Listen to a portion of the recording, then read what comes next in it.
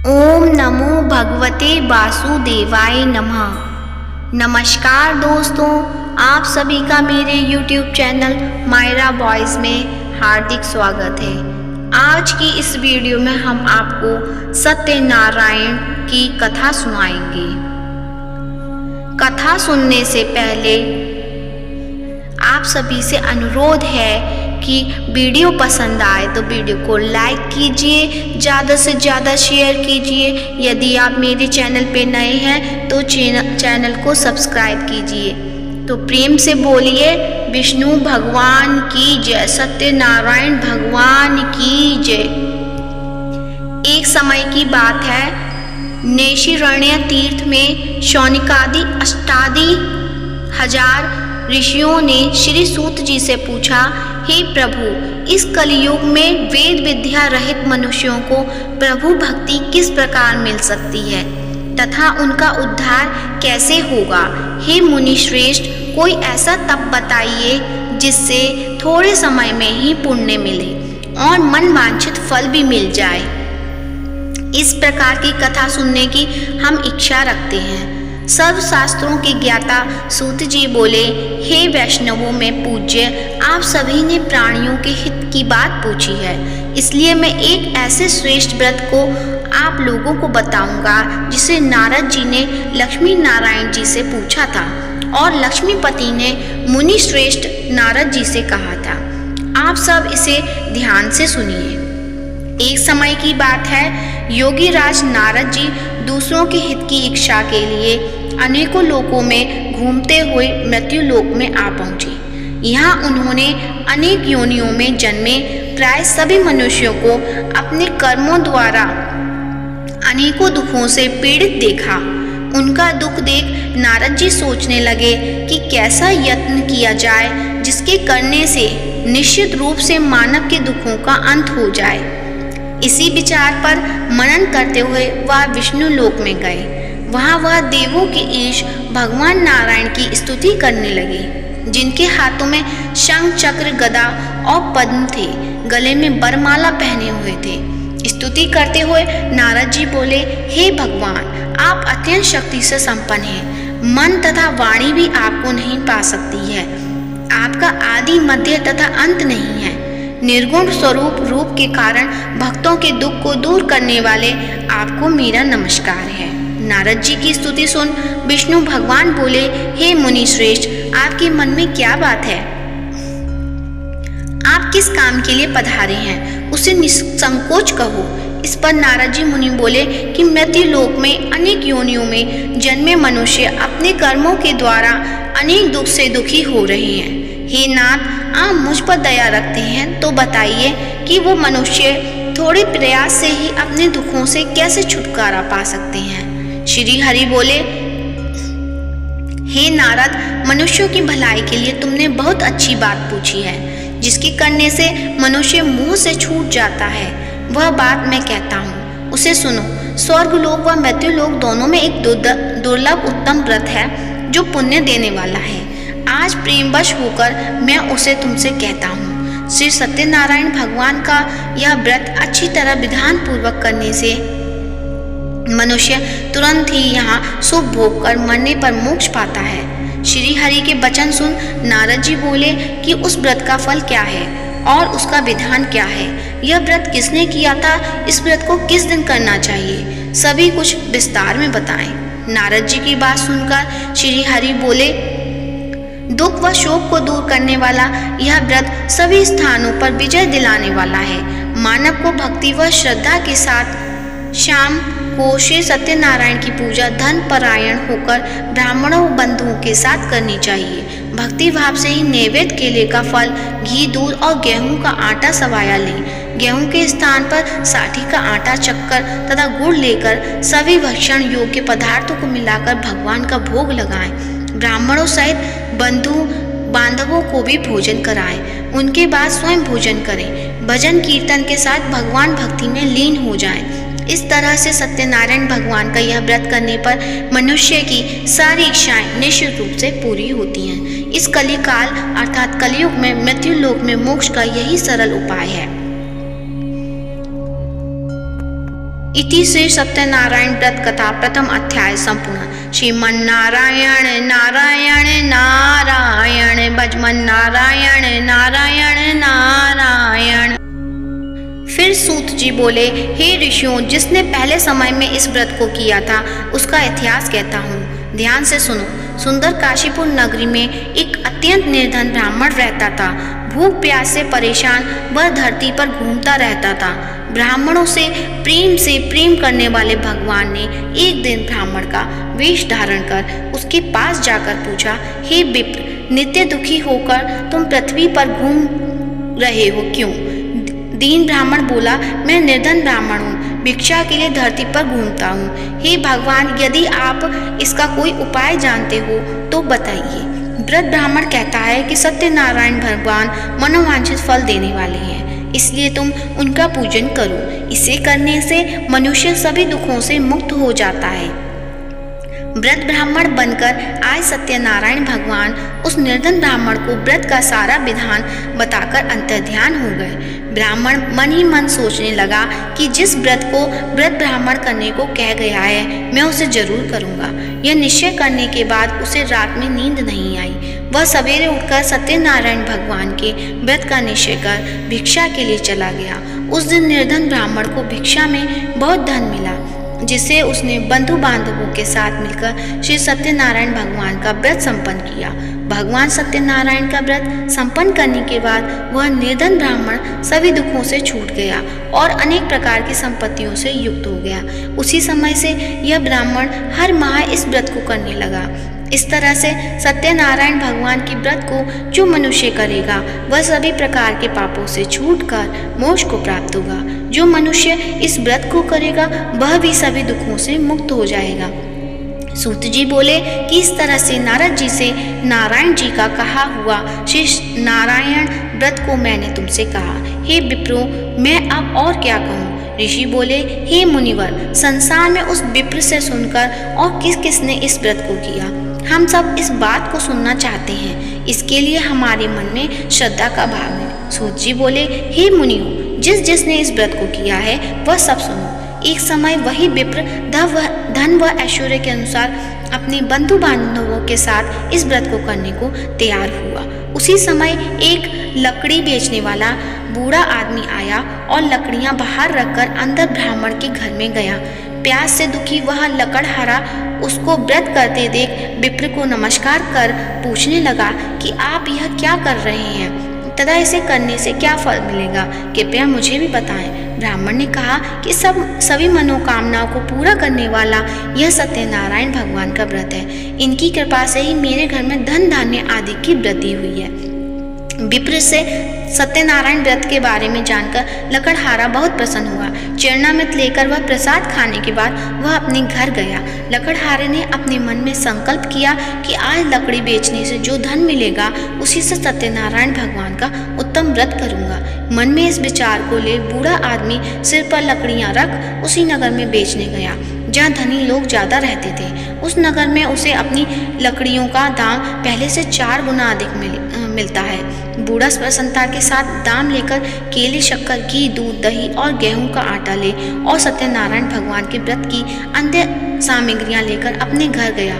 वहां उसने अपने बंधु बांधवों को बुलाकर विधि विधान से सत्यनारायण भगवान का पूजन और व्रत किया।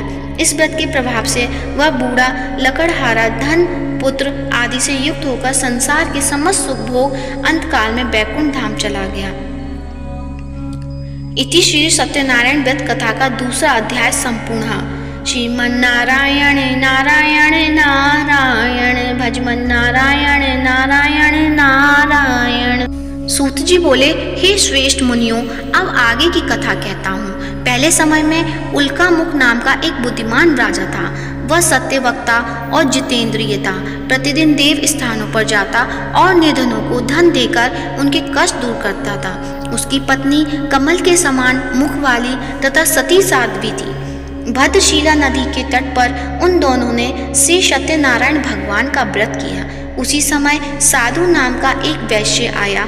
उसके पास व्यापार करने के लिए बहुत सा धन भी था। राजा को व्रत करते देख वह विनय के साथ पूछने लगा कि हे राजन, भक्ति भाव से पूर्ण होकर आप यह क्या कर रहे हैं? मैं सुनने की इच्छा रखता हूँ, तो आप मुझे बताएं। राजा बोले, हे साधु, अपने बंधु बांधवों के साथ पुत्रादि की प्राप्ति के लिए एक महाशक्तिमान श्री सत्यनारायण भगवान का व्रत व पूजन कर रहा हूँ। राजा के वचन सुन साधु आदर से बोला, हे राजन, मुझे इस व्रत का सारा विधान कहिए। आपकी कथानुसार मैं भी इस व्रत को करूँगा। मुझे भी संतान नहीं है और इस व्रत को करने से निश्चित रूप से मुझे संतान की प्राप्ति होगी। राजा से व्रत का सारा विधान सुन व्यापार से निवृत्त हो वह अपने घर गया। साधु वैश्य ने अपनी पत्नी को संतान देने वाले इस व्रत का वर्णन कह सुनाया और कहा कि जब मेरी संतान होगी तब मैं इस व्रत को करूँगा। साधु ने इस तरह वचन अपनी पत्नी लीलावती से कहे। एक दिन लीलावती पति के साथ आनंदित हो सांसारिक धर्म में प्रवृत्त होकर श्री सत्यनारायण भगवान की कृपा से गर्भवती हो गई। 10वें महीने में उसके गर्भ से एक सुंदर कन्या ने जन्म लिया। दिनों दिन वह ऐसे बढ़ने लगी जैसे कि शुक्ल पक्ष का चंद्रमा बढ़ता है। माता पिता ने अपनी कन्या का नाम कलावती रखा। एक दिन लीलावती ने मीठे शब्दों में अपने पति को याद दिलाया कि आपने सत्यनारायण भगवान के जिस व्रत को करने का संकल्प किया था उसे करने का समय आ गया है। आप इस व्रत को करिए। साधु बोला कि हे प्रिय, इस व्रत को मैं उसके विवाह पर करूँगा। इस प्रकार अपनी पत्नी को आश्वासन देकर वह नगर को चला गया। कलावती पिता के घर में रह वृद्धि को प्राप्त हो गई। साधु ने एक बार नगर में अपनी कन्या को सखियों के साथ देखा तो तुरंत ही दूत को बुलाया और कहा कि मेरी कन्या के योग्य वर देखकर आओ। साधु की बात सुनकर दूत कंचन नगर में पहुंचा और वहां देखभाल कर लड़की के सुयोग्य वाणिक पुत्र को ले आया। सुयोग्य लड़के को देख साधु ने बंधु बांधवों को बुलाकर अपनी पुत्री का विवाह कर दिया। लेकिन दुर्भाग्य की बात, ये साधु ने अभी भी सत्यनारायण भगवान का व्रत नहीं किया। इस पर श्री भगवान क्रोधित हो गए और शाप दिया कि साधु को अत्यधिक दुख मिले। अपने कार्य में कुशल साधु बनिया जमाई को लेकर समुद्र के पास स्थित होकर रत्नासारपुर नगर में गया। वहां जाकर दामाद ससुर दोनों मिलकर चंद्रकेतु राजा के नगर में व्यापार करने लगे। एक दिन भगवान सत्यनारायण की माया से एक चोर राजा का धन चुराकर भाग रहा था। उसने राजा के सिपाहियों को अपना पीछा करते देखा। चुराया हुआ धन वहां रख दिया जहां साधु ने अपने जमाई के साथ ठहरा हुआ था। राजा के सिपाहियों ने साधु वैश्य के पास राजा का धन पड़ा देखा तो वह ससुर जमाई दोनों को बांधकर प्रसन्नता से राजा के पास गए और कहा कि उन दोनों चोरों हम पकड़ लाए हैं। आप आगे की कार्रवाई की आज्ञा दें। राजा की आज्ञा से उन दोनों को कठिन कारावास में डाल दिया गया और उनका सारा धन भी उनसे छीन लिया गया। श्री सत्यनारायण भगवान से शाप से साधु की पत्नी भी बहुत दुखी हुई। घर में जो धन रखा था उसे चोर चुरा ले गए। शारीरिक तथा मानसिक पीड़ा व भूख प्यास से अति दुखी हो अन्न की चिंता में कलावती के ब्राह्मण के घर गई। वहां उसने सत्यनारायण भगवान का व्रत होते देखा। फिर कथा भी सुनी। वह प्रसाद ग्रहण कर वह रात को वापस घर आई। माता के कलावती से पूछा कि हे पुत्री, अब तक तुम कहाँ थी? तेरे मन में क्या है? कलावती ने अपनी माता से कहा, हे माता, मैंने एक ब्राह्मण के घर में श्री सत्यनारायण भगवान का व्रत देखा है। कन्या के वचन सुन लीलावती भगवान के पूजन की तैयारी करने लगी। लीलावती ने परिवार व बंधुओं सहित श्री सत्यनारायण भगवान का पूजन किया और उनसे वर मांगा कि मेरे पति तथा जमाई शीघ्र घर आ जाए। साथ ही यह भी प्रार्थना की कि हम सबका अपराध क्षमा करें। श्री सत्यनारायण भगवान इस व्रत से संतुष्ट हो गए और राजा चंद्रकेतु को सपने में दर्शन दे कहा कि राजन, तुम उन दोनों वैश्यों को छोड़ दो और तुमने उसका जो धन लिया है उसे भी वापस कर दो। अगर ऐसा नहीं किया तो मैं तुम्हारा धन, राज्य व संतान सभी को नष्ट कर दूंगा। राजा को यह सब कहकर वह अंतर्ध्यान हो गए। प्रातःकाल सभा में राजा ने अपना सपना सुनाया। फिर बोले कि वणिक पुत्रों को कैद से मुक्त कर सभा में लाओ। दोनों ने आते ही राजा को प्रणाम किया। राजा मीठी वाणी में बोला, हे महानुभावों, भाग्यवश ऐसा कठिन दुख तुम्हें प्राप्त हुआ, लेकिन अब तुम्हें कोई भय नहीं है। ऐसा कह राजा ने उन दोनों को नए वस्त्रादि भूषण भी पहनाए और जितना धन उनका लिया था उससे दुगना धन वापस कर दिया। दोनों वैश्य अपने घर को चल दिए। सत्यनारायण व्रत कथा तृतीय अध्याय संपूर्ण। श्रीमन्नारायण नारायण नारायण भजमन नारायण नारायण नारायण। सूत जी बोले, वैश्य ने मंगलाचार कर अपनी यात्रा आरंभ की और अपने नगर की ओर चल दिए। उनके थोड़ी दूर जाने पर एक दंडी वैश्यधारी श्री सत्यनारायण ने उनसे पूछा, हे साधु, तेरी नाप में क्या है? अभिवाणी वणिक हंसता हुआ बोला, हे दंडी, आप क्यों पूछते हो? क्या धन लेने की इच्छा है? मेरी नाव में तो बैल व पत्ते भरे हुए हैं। वैश्य के कठोर वचन सुन भगवान बोले, तुम्हारा वचन सत्य हो। दंडी ऐसे वचन कह वहां से दूर चले गए। कुछ दूर जाकर समुद्र के किनारे बैठ गए। दंडी के जाने के बाद साधु वैश्य ने नित्य क्रिया के पश्चात नाव को ऊंची उठाते देखकर अचंभा माना और नाव में बेल पत्ते आदि देखकर मूर्छित हो जमीन पर गिर पड़ा। मूर्छा खुलने पर वह अत्यंत शोक में डूब गया। तब उसका दामाद बोला कि आप शोक न मनाएं, यह दंडी का शाप है, इसलिए हमें उनकी शरण में जाना चाहिए, तभी हमारी मनोकामना पूरी होगी। दामाद की बात सुनकर वह दंडी के पास पहुंचा और अत्यंत भक्तिभाव नमस्कार करके बोला, मैंने आपसे जो असत्य वचन कहे थे उनके लिए मुझे क्षमा दें। ऐसा कहकर महान शोकातुर हो रोने लगा। तब दंडी भगवान बोले, हे वणिक पुत्र, मेरी आज्ञा से बार बार तुम्हें दुख प्राप्त हुआ है, तुम मेरी पूजा से विमुख हुआ। साधु बोला, हे भगवान, आपकी माया से ब्रह्मा आदि देवता भी आपके रूप को नहीं जानते, तब मैं अज्ञानी कैसे जान सकता हूँ? आप प्रसन्न होइए, अब मैं सामर्थ्य के अनुसार आपकी पूजा करूँगा। मेरी रक्षा करो और पहले के समान नौका में धन भर दो। साधु वैश्य के भक्तिपूर्वक वचन सुनकर भगवान प्रसन्न हो गए और उनकी इच्छानुसार वरदान देकर अंतर्ध्यान हो गए। ससुर जमाई जब नाव पर आए तो नाव धन से भरी हुई थी। फिर वही अपने अन्य साथियों से के साथ सत्यनारायण भगवान का पूजन कर अपने नगर को चल दिए। जब नगर के नजदीक पहुँचे तो दूत को घर पर खबर करने के लिए भेज दिया। दूत साधु की पत्नी को प्रणाम कर कहता है कि मालिक अपने दामाद सहित नगर के निकट आ गए हैं। दूत की बात सुन साधु की पत्नी लीलावती ने बड़े हर्ष से सत्यनारायण भगवान का पूजन कर अपनी पुत्री कलावती से कहा कि मैं अपने पति के दर्शन को जाती हूँ, तू कार्य पूर्ण कर शीघ्र ही आ जा। माता के ऐसे वचन सुन कलावती जल्दी से मैं प्रसाद छोड़ अपने पति के पास चली गई। प्रसाद की अवज्ञा के कारण श्री सत्यनारायण भगवान रुष्ट हो गए और नाव सहित उसके पति को पानी में डुबो दिया। कलावती अपने पति को वहां न पाकर रोती हुई जमीन पर गिर गई। नौका को डूबा हुआ देख वह कन्या को रोता देख साधु दुखी होकर बोला कि हे प्रभु, मुझसे तथा मेरे परिवार से जो भूल हुई है उसे क्षमा करें। साधु के दीन वचन सुनकर श्री सत्यनारायण भगवान प्रसन्न हो गए और आकाशवाणी हुई कि हे साधु, तेरी कन्या मेरे प्रसाद को छोड़कर आई है, इसलिए उसका पति अदृश्य हो गया है। यदि वह घर जाकर प्रसाद खाकर लौटती है तो इससे इसका पति अवश्य मिलेगा। ऐसी आकाशवाणी सुन कलावती घर पहुंचकर प्रसाद खाती है और फिर आकर अपने पति के दर्शन करती है। उसके बाद साधु अपने बंधु बांधवों सहित श्री सत्यनारायण भगवान का विधि विधान से पूजन करता है। इस लोक का सुख भोग व अंत में स्वर्ग जाता है। श्री सत्यनारायण व्रत कथा चतुर्थ अध्याय संपूर्ण। श्रीमन्नारायण नारायण नारायण भजमन नारायण नारायण नारायण। सूत जी बोले, हे ऋषियों, मैं और भी एक कथा सुनाता हूँ, उसे भी ध्यान पूर्वक सुनो। प्रजापालन में लीन तुंदध्वज नाम का एक राजा था। उसने भी भगवान का प्रसाद त्याग कर बहुत ही दुख सहन किया।